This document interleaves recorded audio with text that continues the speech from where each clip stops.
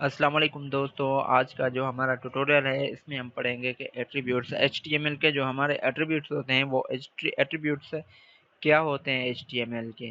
तो सबसे पहले हम जो है सबसे पहले हम एक हेडिंग दे देते हैं हम अपने जो है ब्राउज़र में जो बॉडी की एरिया जो है वहाँ पर, ताकि हमें पता चल सके कि आज का जो हमारा टॉपिक है वो एट्रीब्यूट्स पर है। एट्रीब्यूट्स कंट्रोल एस हमारा एट्रीब्यूट्स का टॉपिक आ गया। तो हमारे पास जो पहला एट्रीब्यूट्स हम पढ़ने जा रहे हैं तो वो है हमारे पास, तो वो हम पढ़ते हैं लिंक टैग का एक एट्रीब्यूट जो है लिंक टैग जो हमारा एंकर टैग जो है हमारी वो एक आ गई एंकर टैग। अच्छा, एंकर टैग में जो एच रेफरेंस है, जो हाइपर रेफरेंस है, हमारा हाइपर टैग जो टेक्स्ट का रेफरेंस है वो हमारा एक एट्रीब्यूट है। एच शरीफ हम कहें या एच रेफरेंस कहें, वो एक ही बात है। तो ये हमारा एक एट्रीब्यूट है जो हम यूज़ करते हैं। अच्छा, एट्रीब्यूट है, हमें पता होना चाहिए कि एट्रीब्यूट्स असल में होता क्या है। एट्रीब्यूट एक किस्म की प्रॉपर्टी होती है जिसको हम कोई ना कोई वैल्यू असाइन करते हैं। फॉर एग्जांपल, जैसे हमारी कलर की प्रॉपर्टी हो गई तो कलर को कोई ना कोई हम वैल्यू असाइन करते हैं। जैसे colour is equal to red और colour is equal to blue और colour is equal to black etcetera. तो उसी तरीके से प्रॉपर्टी को कोई ना कोई हम एक वैल्यू असाइन करते हैं। तो वो जो हम प्रॉपर्टीज यूज करते हैं HTML में वो हमारे एट्रीब्यूट्स कहलाते हैं।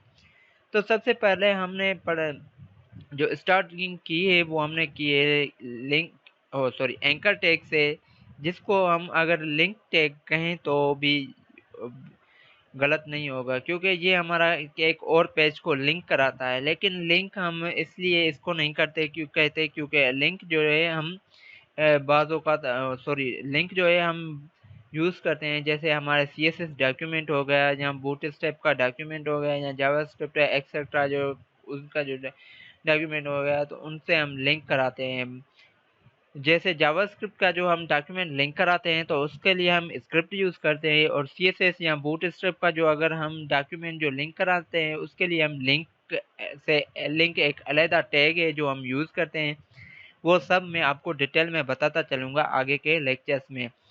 थोड़ा बस पेशेंस रखें आप, इंशाल्लाह बहुत जल्दी आप कवर कर लेंगे। हमारा पूरा वेब डेवलपमेंट का जो कोर्स है, हमारी ये सीरीज़ कंप्लीट हो जाएगी।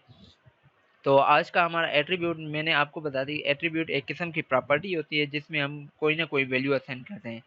जैसे हम यहाँ पर HTTPS hypertext transfer protocol secure जो है हम यूज़ करते हैं, जो वेबसाइट को एक ट्रांसपोर्ट यानी कि हमारे इंटरनेट वर्किंग पर जो हम एक वेबसाइट को जब लॉन्च करते हैं तो वो हमारे प्रोटोकॉल्स यूज़ करते हैं ताकि वो और हमारी जो डेटा है वो एक्सचेंज हो सके इंफॉर्मेशन। तो यहाँ पर HTTPS जो है सिक्योर एस जो हम लगाते हैं वो सिक्योर प्रोटोकॉल होता है।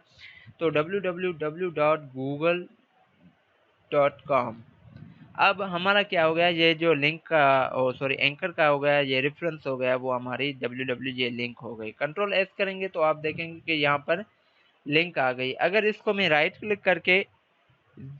क्लिक करके जब मैं ओपन इन न्यू टैब करूंगा तो वो हमारी लिंक ओपन हो जाएगी। जो इसमें मेरी शायद इंटरनेट कनेक्शन है तो प्रॉब्लम है, तो उस वजह से वो ओपन नहीं हुई। लेकिन आगे के लेक्चर्स में हम जब बार बार इसको रिपीट करेंगे तो मैं आपको हर चीज़ कर प्रैक्टिकली करके दिखाता चलूँगा। तो उसके बाद है हमारे पास जो सोर्स का जो एट्रीब्यूट है, जैसे हम इमेज में यूज़ करते हैं, स्क्रिप्ट टैग में यूज़ करते हैं। स्क्रिप्ट जब यानी कि जावास्क्रिप्ट का जो फाइल हम इंक्लूड करते हैं तो उसमें हम सोर्स कहते हैं, यानी कि किसी भी जैसे फाइल हो गया कोई हम इंक्लूड करते हैं तो वो किस सोर्स से है, हम उस फाइल को जो हम इंक्लूड करते हैं उसका सोर्स क्या है। यानी कि दूसरे लफ्ज़ों में हम ऐसे कह सकते हैं, ऐसे कहें जैसे कि हम उसकी डायरेक्टरी क्या है या उसकी जो पेथ क्या है। सोर्स यानी कि वो जो स्क्रिप्ट हम यूज़ कर रहे हैं तो उसको कोई ना कोई सोर्स प्रोवाइड करते हैं, यानी कि उस सोर्स में जो फाइल वो होता है वो हम सेव करते हैं, यानी कि पूरी की पूरी स्क्रिप्ट राइट करते हैं। आगे के लेक्चर्स में जैसे हम करेंगे वो उन लेक्चर्स को कवर तो आप बहुत इजीली समझ जाएंगे। यहाँ पर मैं आपको जस्ट ऐसे ही समझा देता हूँ। जैसे हमारा इमेज में सोर्स होता है तो उस इमेज के जो सोर्स वाला एट्रीब्यूट है, इसमें जैसे हम पिक यूज़ करते हैं, यानी कि पिक डॉट जेपेग जो है हमने एक सोर्स है जो इनपुट इमेज टैग को प्रोवाइड किया है, यानी कि इमेज टैग में जो हमें प्रीव्यू होगा वो इस सोर्स की मदद से होगा, यानी कि ये जो हमारा सोर्स है वो प्रिंट होगा हमारी इमेज टैग में। अच्छा, ये अल्टर जो होता है वो अल्टर यानी कि तब होता है जब हमारे पास सोर्स की जो इमेज जो है वो सर्वर से किसी यानी कि प्रॉब्लम की वजह से वो हमारी प्रिंट ना हो, तो उसकी यानी कि या जब हमारी वो गेट ना हो सर्वर से, तो हम एक अलग एक यानी कि नाम प्रिंट कराते हैं, तो वो हमारा अल्टरनेटिव यानी कि टैग के लिए वो सॉरी एट्रीब्यूट में हम यूज़ कर देते हैं। जैसे मैं यहाँ पर अवतार लिख देता हूँ, अवतार कंट्रोल एस। अब आप देख रहे हैं कि ये जो पिक जो है वो शो नहीं हुई, तो उस वजह से यहाँ पर हमारा क्या शो हुआ है, अवतार। तो ये हमारा अल्टरनेटिव की वजह से शो हुआ है, तो उस वजह से यानी कि ये हमारा अल्टरनेटिव जो टैग होता है वो हम यूज़ करते हैं। तो यहाँ पर हमने जो जब पिक डॉट जेपेग लिखा, तो पिक डॉट जेपेग नाम का कोई भी ऐसा फाइल नहीं था वहाँ उस फोल्डर में, यानी कि ये सोर्स अवेलेबल नहीं था, इसलिए हमारे पास ये जो है अवतार जो है वो शो हुआ है। जैसे ही मैं पिक यानी कि हमारे पास जो फाइल अवेलेबल है वो मैं प्रिंट कराता हूँ, तो आप देखेंगे कि अब ये अवतार गायब हो गया, उसकी जगह पर हमारे पास जो है वो पिक आ गई, यानी कि ये जो पिक है वो हमारी काफ़ी लंबी साइज़ की पिक है। तो उसके लिए हम इन चीज़ों में एक और जो है एट्रीब्यूट्स यूज़ करते हैं, जैसे लेंथ का एट्रीब्यूट सॉरी विड्थ का एट्रीब्यूट हो गया और हाइट का एट्रीब्यूट हो गया। तो जैसे हम विड्थ का एट्रीब्यूट यूज़ करते हैं तो इसको हम 200 पिक्सल पे रख देते हैं, यानी कि जो इसकी साइज़ है वो हमारी विड्थ की वो 200 पिक्सल पे आ गई।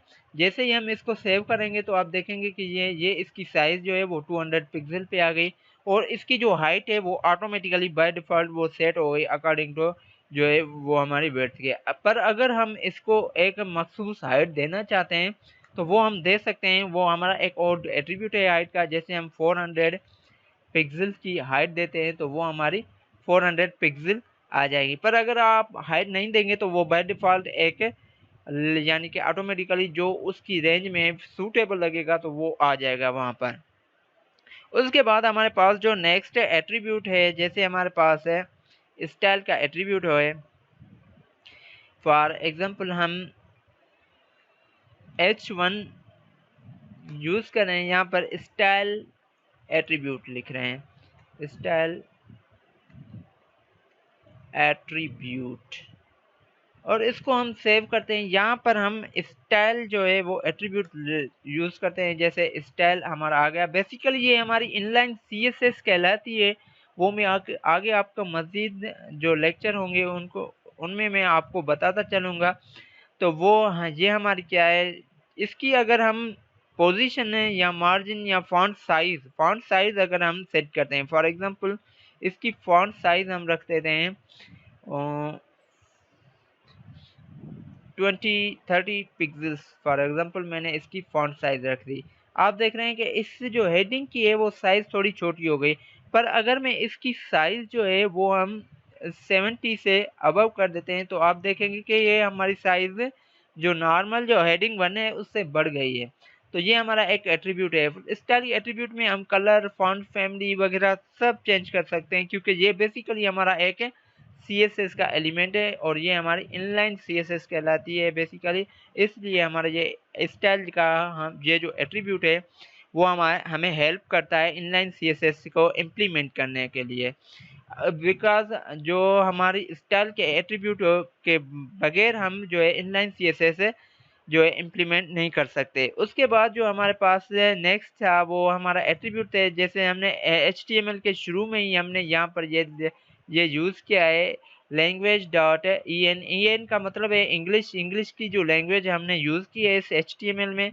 तो ये भी हमारा एक एट्रीब्यूट है जो हमारी पेज की जो लैंग्वेज होती है वो इंग्लिश में कर देता है। उसके बाद हमारे पास नेक्स्ट जो एट्रीब्यूट है वो है टाइटल का। टाइटल, यहाँ पर हम टाइटल कोई फॉर एग्जांपल इसको दे देते हैं ये कि दिस स्टाइल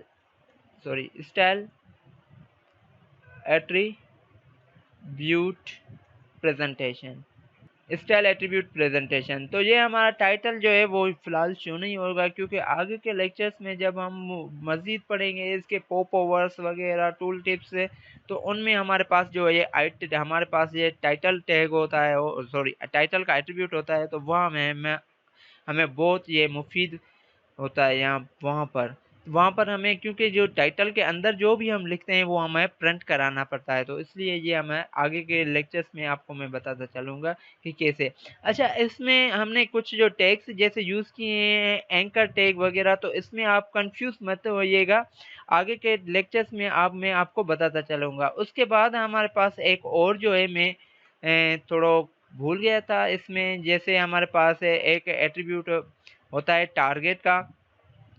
टारगेट हमारे पास एट्रीब्यूट है, जैसे हम ब्लैंक ब्लैंक कहते हैं, सॉरी ब्लैंक कर देते हैं टारगेट का, तो इसका हमारे पास जो एट्रीब्यूट है, जैसे हम पहले राइट क्लिक करके हम ओपन कर रहे थे न्यू टैब में, यहाँ पर अब हम क्या करेंगे, सिंपली क्लिक करेंगे तो वो हमारा क्या चला जाएगा नेक्स्ट पेज पर अगर हम इसका टारगेट का जो एट्रीब्यूट है वो हम रिमूव कर देते हैं, फॉर इंस्टेंस हमने रिमूव कर दिया, इसको दोबारा से कंट्रोल एस किया, तो अब आप देखेंगे कि यहाँ पर जैसे ही हम एट्रीब्यूट को, सॉरी ये गूगल का जो हमारे पास लिंक है, इसको जैसे ही हम क्लिक करेंगे ये इसी पेज पर जो है वो लोड हो जाएगा, यानी कि नेक्स्ट पेज पर नहीं जाएगा, नेक्स्ट स्टेप पर नहीं जाएगा। तो टारगेट टैब का जो एट्रीब्यूट है वो हमारे इसलिए काम में आता है।